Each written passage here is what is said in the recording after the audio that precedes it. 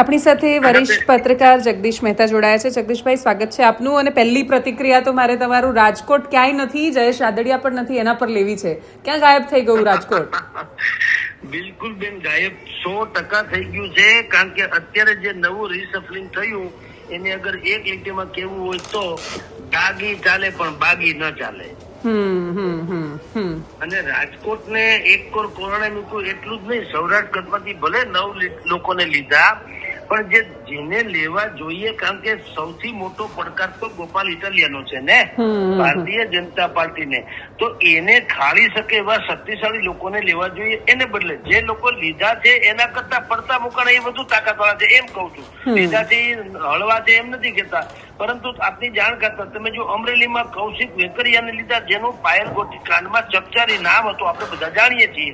હવે ગઈકાલે જેને સી સમરી પર ભરાઈ ગઈ, પણ તમે કાગળ ઉપર સી સમરી ભરી દો છો, જનતાના દિમાગ ઉપર નહીં. એને બદલે તમે જો મહેશ કસવાલાને લીધા હોત તો 100% વધુ પડતા ઇફેક્ટિવ બન્યા હોત. એવી રીતે આપણે ઓલામાં લીધા છે ભાઈ, મોરબીમાં કાંતિ અમૃતિયા. બોલો, તમે જો પાટીદાર ફેક્ટર તરીકે કાંતિભાઈ અમૃતિયા પણ ભલે એ ફાયર બ્રાન્ડ છે, એમાં કોઈ શંકા નથી, પણ તમે કોને પડતા મૂકો છો પાટીદાર તરીકે? જયેશ રાદડિયાને. તમે કોને પડતા મૂકો છો? મહેશ કેસવાલાને.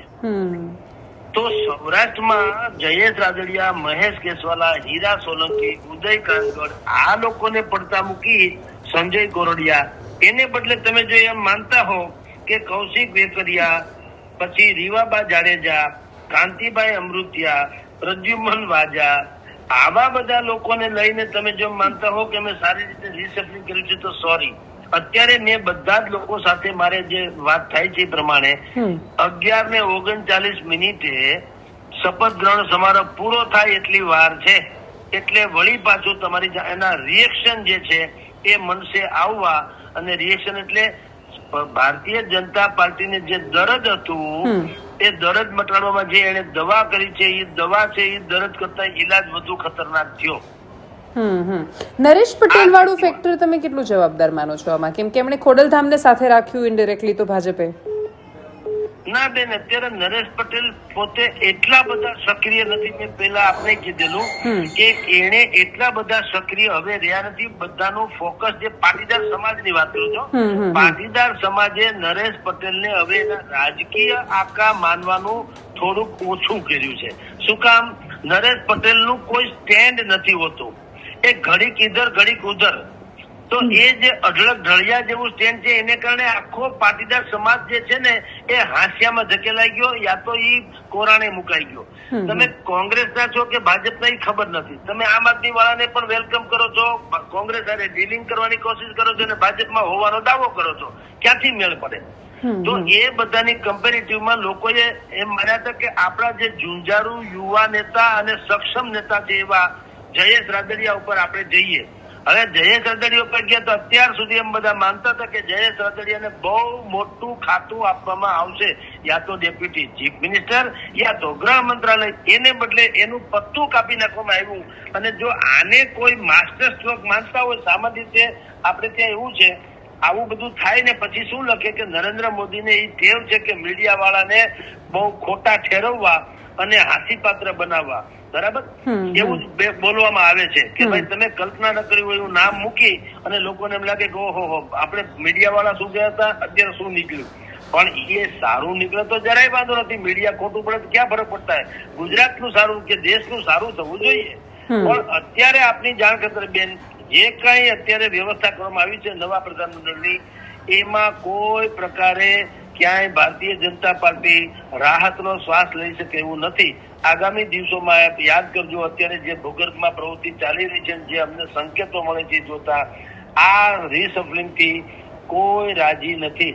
કારણ કે જે લોકોને લીધા છે એની પાછી કોઈ એવી ડિમાન્ડ નહોતી. હું આપને કઉ છું કે હું દાખલા તરીકે હું તમને કઉ છું કે બેન રીવાબા જાડેજા હતી, એને કોઈ ડિમાન્ડ તો કરી નહોતી કે તમે મને લ્યો ને લ્યો, નહીં તો હું કઈક બગાવત કરીશ. એને તો લોટરી છે કાયદેસરની.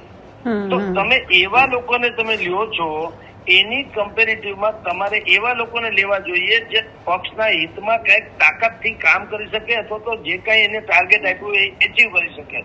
હવે એવાને લીધા નથી અને બાકી બધાથી તમે ચલાવો છો. તો હવે નવી ધરી રચાશે. એક તો આપ જાણો છો ગોપાલ ઇટાલિયા ફેક્ટર ત્યાં પણ પાટીદારોનો ગઢ છે, ત્યાં એની સભાઓ સુપર હિટ જઈ રહી છે સ્વયંભૂબેન. કારણ કે એની પાસે ગ્રાસરૂટ લેવલનું તો કોઈ છે નહીં કાર્યકર કે જેથી કરીને લોકોને એકત્રિત કરી શકે. ખાલી એડવર્ટાઇઝમેન્ટ જેવું છે, છાપાઓમાં આવે છે અને બે ચાર જગ્યાએ કહેવામાં આવે છે કે ભાઈ ગોપાલ ઇટાલિયાની સભા છે. એમાં ગોપાલ ઇટાલિયા પાછું આમ આદમી પણ નહીં, કેજરીવાલ પણ નહીં, ગોપાલ જ એટલે લોકો ભેગા થાય છે. હમણાં બે ચાર દી પહેલા મવડી વિસ્તારમાં અમારે પાટીદારોનો ગઢ ગણાય છે, 10,000 લોકો થયા હતા સભામાં. તો હવે શું થશે? અત્યારે જે લોકોને લીધા છે એ અનઅપેક્ષિત છે. જીતુ વાઘાણીને લઈને તમે કાંઈ બહુ મોટી મોત નથી મારી, તમારે લેવાની જરૂર હતી. ટૂંકમાં જયેશ રાદડિયા, અલ્પેશ ઠાકોર, હીરા સોલંકી, મહેશ કેસવાલા, ઉદય કાનગડ, અમિત ઠાકર, શંકરસિંહ ચૌધરી, શંભુનાથ ટુંડિયા, સંજય કોરડિયા, અનિરુદ્ધ દવે, એવા બધા લોકો છે. હજી તે તમે રિપીટ, કારણ કે જગ્યા હતી પાછી, એમ કહું છું બેન, 27નું પ્રધાનમંડળ થઈ શકે એમ છે. અને અત્યારે આ લોકોએ જે કર્યું છે 23 કે 26નું કર્યું છે. પરંતુ એમાં આ જે રિપીટ થનારા લોકો છે ને એ જરાક અહીંયા સૌરાષ્ટ્ર લાગે વળગે ત્યાં સુધી અહીંના લોકોને, એટલે કે ભારતીય જનતા પાર્ટીના ધારાસભ્ય લોકોને એને જરા ખટકે છે. કનુ દેસાઈ, પ્રફુલ્લ પાનસરિયા, કુંવરજી બાવળિયા, પરસોત્તમ સોલંકી, નરેશ પટેલ, ગણદેવીવાળા, આ લોકોનો જે પેલા એમ કહેવામાં આવ્યું હતું કે ભારતીય જનતા પાર્ટીનો રિપોર્ટ કાર્ડ તૈયાર કરવામાં આવ્યો છે, એમાં નોન પરફોર્મન્સ જેને કહી શકાય એ સક્રિયતા અને નિષ્ક્રિયતા, તો એમાં આ લોકો ટોપમાં હતા. હવે છતાંય બોલો એ હજી વ્યાજ છે આમાં, અને જેની સક્રિયતા કે જેની આવશ્યકતા હતી એવા લોકોને પડતા મુકાણા છે. એમાં હોટેસ્ટમાં હોટેસ્ટ નામ તો જયેશ રાદડિયાનું છે.